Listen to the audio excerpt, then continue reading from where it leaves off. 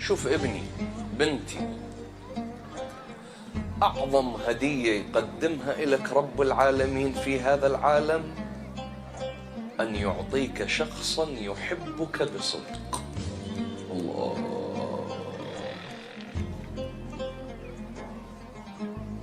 أعظم هدية.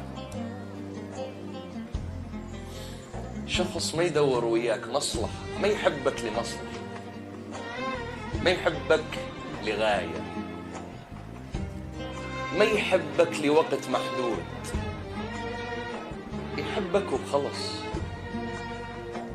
هذه أعظم هدية يقدمها لك رب العالمين. راح تقول لي ليش سيد؟